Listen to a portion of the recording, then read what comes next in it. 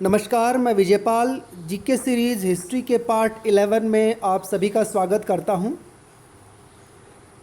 आपने दूसरे वीडियोस को भी देखा होगा कि हिस्ट्री के बारे में जो आप वीडियोस देखते होंगे उनमें सेलेक्टेड टॉपिक्स जो काफ़ी पॉपुलर टॉपिक होते हैं उन्हीं पर ही फोकस किया जाता है, उन्हीं पर ही वीडियोस बनते हैं। शायद ही ऐसा कोई अभी वीडियोस हिस्ट्री पे बन रहे होंगे जो सीक्वेंस में बिल्कुल शुरुआत से लेकर के ना हर पीरियड पे वीडियोस बन रहे होंगे, क्योंकि अधिकतर यूट्यूब पे जो लोग हैं वो केवल अपने पॉपुलैरिटी के लिए उन्हीं टॉपिक्स को सेलेक्ट करते हैं जो बहुत ज़्यादा पॉपुलर होते हैं। उदाहरण के लिए वैदिक पीरियड ले लिया, या फिर हड़प्पन सिविलाइजेशन ले लिया, या फिर मौर्यन पीरियड ले लिया। लेकिन हम बिल्कुल अपने पहले 10 वीडियोस में बिल्कुल एंशिएंट पीरियड से लेकर के ना, यानी कि जो पाषाण काल है, पैलियोलिथिक एज है, उससे लेकर के ना हम गुप्त काल तक एक के बाद एक वीडियोस बना रहे हैं। इस वीडियो में भी हमने पिछले वीडियो से कुछ चेंज किया है कि फर्स्ट पार्ट में हम उस टॉपिक को एक्सप्लेन करते हैं और दूसरे पार्ट में हम उससे रिलेटेड क्वेश्चन पूछेंगे। इसलिए हमने ये नहीं देखा है कि ये पॉपुलर टॉपिक है, इस पर बनाना है, ये पॉपुलर टॉपिक नहीं है, इस पर नहीं बनाना है। हमारा मकसद ये है कि हिस्ट्री का एक जर्नल आइडिया, चाहे वो हिस्ट्री बैकग्राउंड से स्टूडेंट है या नहीं है, हमारा टारगेट ये है कि उसको इतिहास की समझ बने और इतिहास का पूरा कालखंड हर पीरियड के अकॉर्डिंग उसके दिमाग में बिल्कुल क्लियर हो जाए। जैसे पजल खेलते हैं, ब्लॉक्स होते हैं इधर उधर बिखरे पड़े होते हैं, अगर उन सभी ब्लॉक्स को सही सीक्वेंस में बना देते हैं तो पिक्चर क्लियर हो जाती है।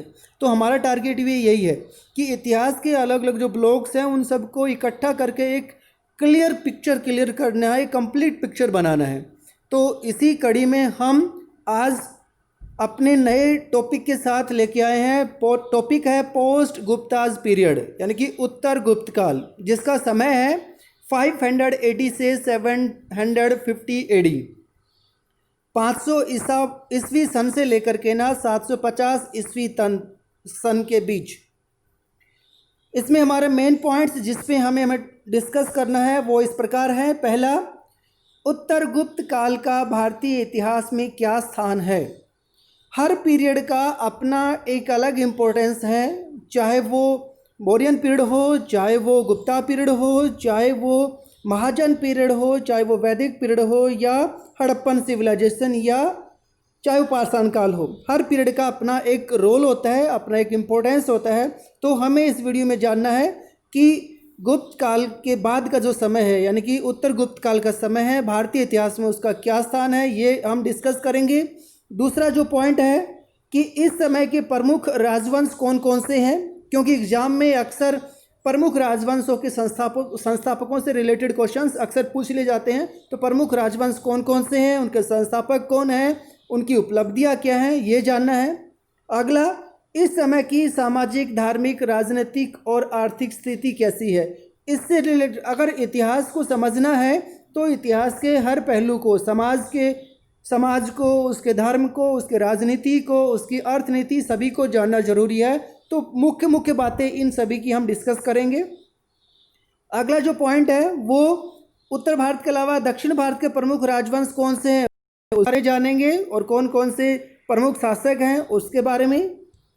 इन राजवंश चाहे उत्तर भारत के हो या दक्षिण के हो, इन सभी की प्रमुख उपलब्धियां, मेन उपलब्धियां क्या है वो जानना है।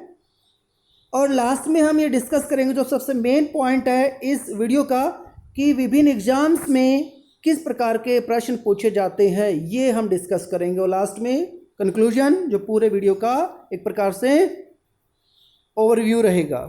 तो शुरू करते हैं फर्स्ट पॉइंट के साथ।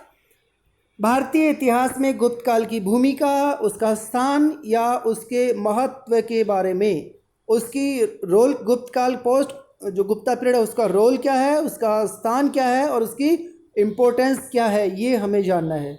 इसमें अगर हम डिस्कस करें तो ये जो पीरियड है, यानी कि जो पोस्ट गुप्ताज पीरियड है, उत्तर गुप्त काल है, इसमें हम बात करते हैं कि देखते हैं कि विकेंद्रीकरण यानी कि डिसेंट्रलाइजेशन और क्षेत्रीयता की भावना है। क्षेत्रीयता का मतलब रीजनल अप्रोच है। इससे पहले आप जो साम्राज्यों के बारे में पढ़ रहे हैं उसमें सेंट्रलाइजेशन की बात करते हैं।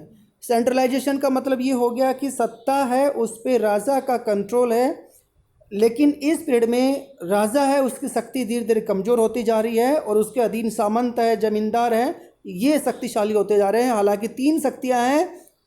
उत्तर में वर्धन शक्ति है जिसको हर्षवर्धन प्रमुख है, इसके अलावा पल्लव और चालुक्य, ये 3 शक्तियां हैं जो थोड़ा पावरफुल हैं, लेकिन इनका साम्राज्य भी इतना विस्तृत नहीं है और इसके साम्राज्य की विशेषताएं भी इस प्रकार के नहीं है कि उसको हम एक अखिल भारतीय साम्राज्य का नाम दे सके।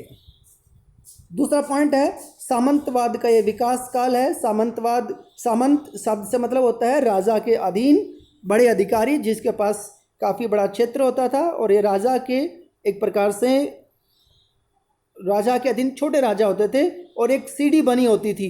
जैसे राजा है उसके अधीन बड़ा सामंत, उसके नीचे फिर छोटा सामंत, उसके नीचे फिर अलग अलग अधिकारी, तो एक चेन सिस्टम बना हुआ है जो इस काल की प्रमुख विशेषता है। अगला है अर्थव्यवस्था का आधार कृषि है। इससे पहले के जो साम्राज्य हुए हैं विशेष करके ना मौर्य काल है या फिर पोस्ट मौर्यन पीरियड है, इसमें हम देखते हैं कि अर्थव्यवस्था इकोनॉमी का जो मुख्य आधार है वो कृषि की बजाय व्यापार है, जबकि उत्तर जो गुप्त काल है इसकी अर्थव्यवस्था है उसका आधार एग्रीकल्चर है, कृषि है। अगला है भूमि अनुदान का विस्तार। आप लोग जानते हैं कि ब्राह्मणों को या फिर जो धर्म से रिलेटेड जो है मंदिरों को या विभिन्न धर्मों को बहुत ज़मीन का अनुदान दिया जाता है, जो एक प्रकार से सातवाहनों के समय में शुरू होता है, उसका अब बहुत बड़े स्तर पे हम विस्तार देखते हैं। और सबसे बड़ी विशेषता है कि दक्षिण भारत में ये मंदिरों का युग है, इसमें बड़े बड़े विशाल मंदिर बनने शुरू होते हैं और अनेक विशाल मंदिर बनते हैं। तो ये एक प्रकार का इंट्रोडक्शन है, इसी से क्लियर हो जाता है कि हमें इस पूरे वीडियो में क्या क्या पढ़ना है।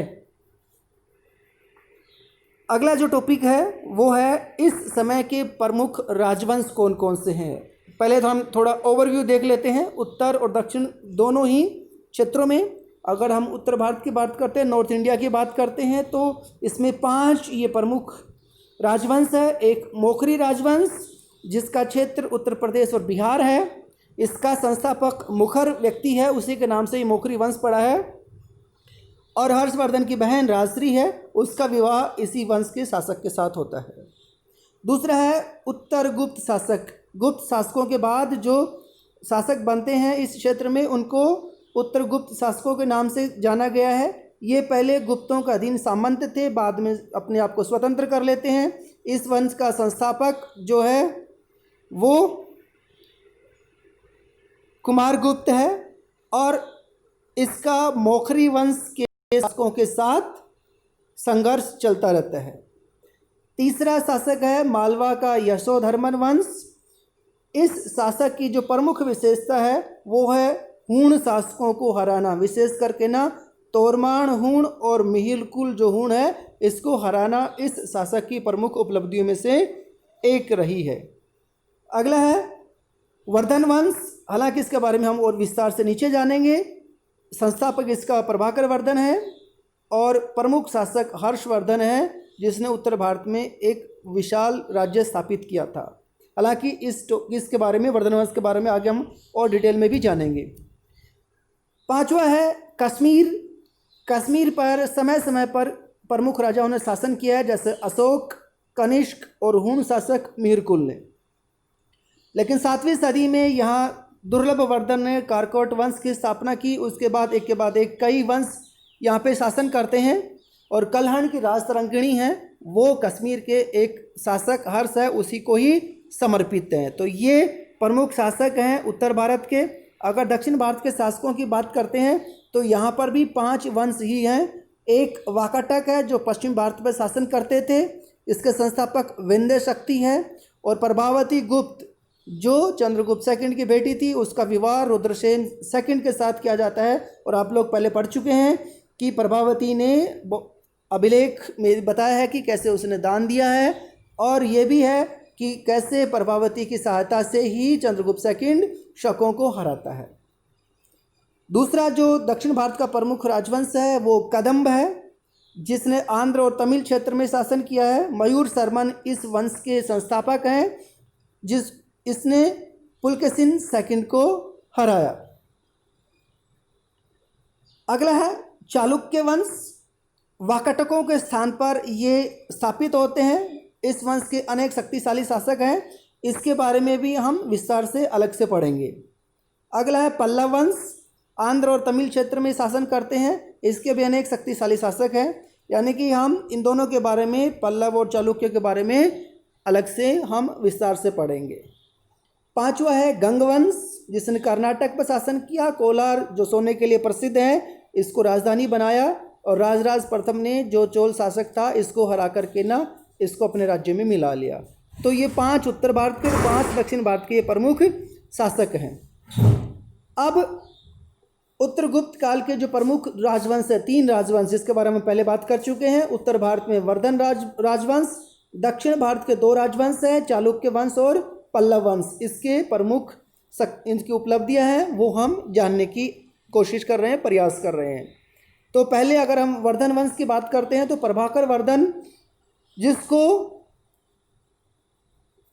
हर्षवर्धन के जो जानकारी के साधन है उसमें हूण हरिण केसरी की उपाधि से सम्मानित किया गया है। तो कई बार सवाल पूछ लिया जाता है कि हूण हरिण केसरी के नाम से किसको जाना जाता है। इसी ने ही पूर्ण स्वतंत्रता स्थापित की अपने वंश के लिए और परम भट्टारक महाराजाधिराज की उपाधि धारण की। ये देखो कितनी बड़ी उपाधि है, इससे क्लियर होता है कि ये लोग अपने आप को सामंतों का सामंत ही मानते हैं।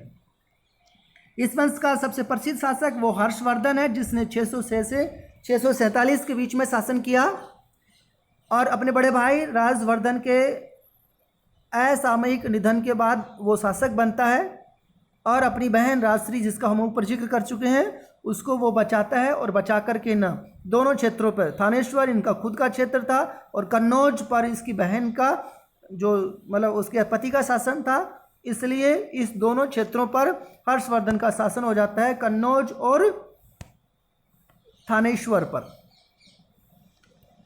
दोनों क्षेत्रों पर शासक बनने के बाद हर्षवर्धन ने कई विजय अभियान चलाए हैं, जिसमें से पूर्वी अभियान में इसने बंगाल तक अधिकार कर लिया था, पश्चिमी अभियान में इसने व्यास नदी तक पंजाब तक अधिकार कर लिया था, दक्षिण में नर्मदा नदी तक क्षेत्र जीत लिया था और उत्तर में कश्मीर को विजित कर लिया गया था और बाद में इसने उड़ीसा को भी जीत लिया गया। तो कहने का मतलब इसने काफ़ी बड़ा विस्तृत राज्य स्थापित कर लिया था। विशेष बात इसके समय की ये है कि 630 से 634 के बीच चालुक्य शासक पुलकेशिन सेकंड के साथ इसका युद्ध होता है नर्मदा नदी के किनारे पे और शायद इसमें हर्षवर्धन की पराजय होती है। हर्षवर्धन के समय की 2 बड़ी बातें हैं, एक बौद्ध धर्म का एक बड़ा संरक्षक था और इसी के समय में चौथी बौद्ध संगति का आयोजन कुंडलवन कश्मीर में होता है। तो ये हर्षवर्धन या वर्धन वंश के बारे में विशेष सवाल थे। अब चालुक्य शासकों के बारे में प्रमुख बातों डिस्कस करते हैं। चालुक्य के जो प्रमुख शासक वो इस प्रकार के हैं। पहला है पुलकेशिन प्रथम 550 से 566 के बीच में, जो इस वंश का संस्थापक है। इसने वातापी पर अधिकार कर लिया था और अपनी राजधानी बनाया। दूसरा शासक है कीर्तिवर्मन फर्स्ट, जिसने 566 से 597 तक शासन किया। कदंब शासकों सहित अनेक राजाओं को इसने हराया। हम प्रमुख राजाओं की प्रमुख उपलब्धियों के बारे में बात कर रहे हैं, क्योंकि हमारा टारगेट क्या है कि इतिहास की समझ भी बने और एग्जाम्स में जो क्वेश्चंस आते हैं उसको फोकस करके हम डिटेल्स एक्सप्लेन करें। अगला शासक है पुलकेशिन सेकंड, जिसने 609 से 642 तक शासन किया, जो इस वंश का सबसे महान शासक है। ऐहोल अभिलेख, जिसको इसके लेखक कीर्तिवर्मन के द्वारा लिखवाया गया था, इसी अभिलेख से हमें पता चलता है कि इसने उत्तर भारत के शक्तिशाली शासक हर्ष को हराया था। पल्लव शासक महेंद्र वर्मन प्रथम को भी इसने हराया था और 641 में ह्यूनसांग, जो एक चीनी बौद्ध तीर्थयात्री है, इसके समय में इसकी राजधानी में यात्रा करता है।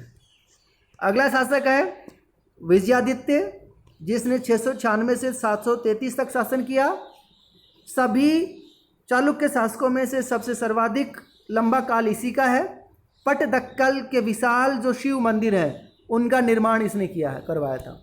देखो ये काल हमने पहले बात किया कि मंदिरों के निर्माण के लिए विशेष काल है, इसलिए मंदिरों से संबंधित क्वेश्चन अक्सर पूछे जाते हैं, इसलिए हमने यहाँ पे रखा हुआ है, इन क्वेश्चंस को साथ साथ में रखा है।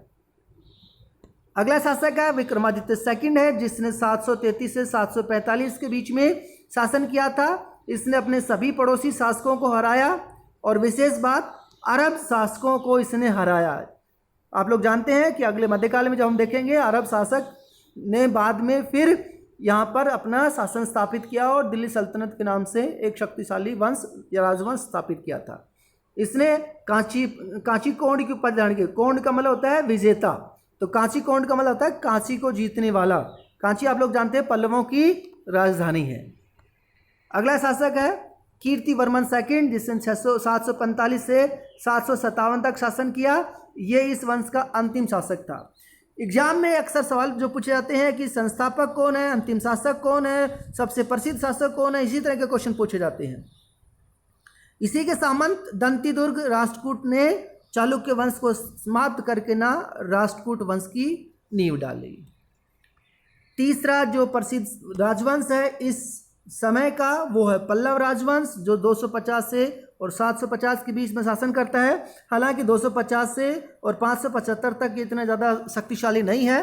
575 में सिंह विष्णु जो है उसने इस वंश को शक्तिशाली बनाया, इसलिए इसको शक्तिशाली बनाने के कारण इसको संस्थापक माना जाता है। और इसके समय की विशेष बात है कि भारवी जो प्रसिद्ध लेखक है किरातार्जुनीय पुस्तक का, वो इसके समय में या इसके दरबार में होते हैं। दूसरा शासक है वो महेंद्र वर्मन प्रथम, जिसने 600 से 630 के बीच में शासन किया। और इसी के समय में पल्लव चालुक्य संघर्ष की शुरुआत होती है, जिसको चालुक्य शासक पुलकेशिन द्वितीय ने पल्लव वंश पर आक्रमण करके इस संघर्ष की शुरुआत की। अगला शासक है नरसिंह वर्मन फर्स्ट, जिसने 630 से 661 तक शासन किया, जो इस वंश का सर्वाधिक शक्तिशाली शासक है। जिस पुलकेशिन द्वितीय को इसने हराया। आप लोग जानते हैं कि पुलकेशिन द्वितीय ने हर्ष को हराया था, लेकिन इसने पुलकेशिन द्वितीय को हराया था और वातापी कोंड को इसने वातापी कोंड की उपाधि धारण की। और इसी के समय में ह्यूनसांग ने कांची की यात्रा की, कांचीपुरम की यात्रा की। और इसके समय की एक और विशेष उपलब्धि है, वो ये है कि महाबलीपुरम के जो एकाश्म मंदिर है, एकाश्म मतलब एक ही पत्थरों के बने हुए मंदिर, उसका निर्माण नरसिंह प्रथम ने करवाया था। अगला जो प्रसिद्ध शासक है वो है नरसिंह वर्मन सेकंड, जिसने 700 से 725 के बीच में शासन किया और कांची के प्रसिद्ध कैलाश मंदिर का निर्माण किया। दो कैलाश मंदिर का, एक प्रसिद्ध है, एक राष्ट्रकूटों के द्वारा जिसका निर्माण किया गया था और एक पल्लवों के द्वारा। अक्सर ये कैलाश मंदिर के बारे में प्रश्न पूछे जाते हैं। तो कांची का जो प्रसिद्ध कैलाश मंदिर है और महाबलीपुरम के जो तटीय मंदिर है, जिनको शोर मंदिर भी कहा जाता है, इन मंदिरों का निर्माण नरसिंह वर्मन सेकंड के समय में किया गया। और नरसिंह वर्मन को राज सिंह के नाम से भी जाना जाता है। तो इससे कई बार पूछ लिया जाता है कि राज सिंह शैली या राज सिंह से संबंधित किस प्रकार के मंदिरों का निर्माण हुआ, तो कंफ्यूजन नहीं रहना चाहिए। आखिरी शासक है अपराजित वर्मन पल्लव, जो इस वंश का अंतिम शासक है, जिसको चोल शासक आदित्य चोल ने हरा करके ना अपने वंश की स्थापना की, चोल वंश की। तो ये थे प्रमुख राजवंश तीनों जो इस समय के होते हैं। लास्ट पार्ट इस वीडियो का जो हमें डिस्कस करना है वो ये है कि विभिन्न परीक्षाओं में पूछे जाने वाले प्रश्न किस प्रकार के हैं। ये सबसे मेन हमारा इस वीडियो का पार्ट है। पहला है कि विभिन्न राजवंशों के संस्थापकों के नाम अक्सर पूछ लिया जाता है कि इस वंश का संस्थापक कौन है। तो ये हमें ध्यान रखना है, जितने भी 10-12 जो राजवंश बताए हैं, सभी संस्थापकों के प्रमुख जो सभी राजवंशों के संस्थापकों के नाम से संबंधित क्वेश्चन पूछ लिए जाते हैं अक्सर। दूसरा, विभिन्न मंदिरों की स्थापना या निर्माण से संबंधित, अभी जैसे हमने कई मंदिरों के ऊपर से जिक्र किया है कि इस मंदिर का निर्माण किसने किया या इस मंदिर का स्थापना किस शासक ने की, इस प्रकार के सवाल पूछे जाते हैं। तीसरा है प्रमुख शासकों की विशेष उपलब्धियां, जैसे हमने पल्लवों के, चालुक्यों के या वर्धन वंश के शासकों की जो प्रमुख उपलब्धियां है उस तरह से बात की है, उस तरह के क्वेश्चन पूछ लिए जाते हैं। अगला है प्रमुख शासकों द्वारा लड़े गए या किए गए युद्धों के बारे में। अब जैसे कि हमने पुलकेशिन सेकंड की, हर्षवर्धन की, इस तरह के युद्धों की बात की है, तो युद्धों से संबंधित सवाल पूछे जाते हैं। अगला है विभिन्न अभिलेखों और दान पत्रों से संबंधित सवाल। अभिलेख से रिलेटेड, ये अभिलेख किस शासक से रिलेटेड है, इस अभिलेख में क्या बताया गया है, या इस दान पत्र की में क्या जानकारी है, इस तरह के सवाल पूछ लिए जाते हैं। और अगला है विशेष या प्रमुख शासकों के उपनाम या उसकी उपाधियों से संबंधित सवाल। जैसे राज सिंह की अभी बात की थी हमने कि नरसिंह वर्मन सेकंड ने राज सिंह की उपाधि धारण की, इस तरह के सवाल, या वातापी कोंड या कांची कोंड, इस तरह के शासकों की उपाधियां धारण है, इसके बारे में। और लास्ट में इस समय का धर्म, समाज और प्रशासन की आर्थिक क्रियाओं और कला संस्कृति से जुड़े सवाल भी अक्सर पूछ लिए जाते हैं। तो ये हमारा टॉपिक था। अगर वीडियो आपको पसंद है तो प्लीज़ लाइक करें, शेयर करें, और जिसने चैनल सब्सक्राइब नहीं किया है वो चैनल सब्सक्राइब कर ले। धन्यवाद।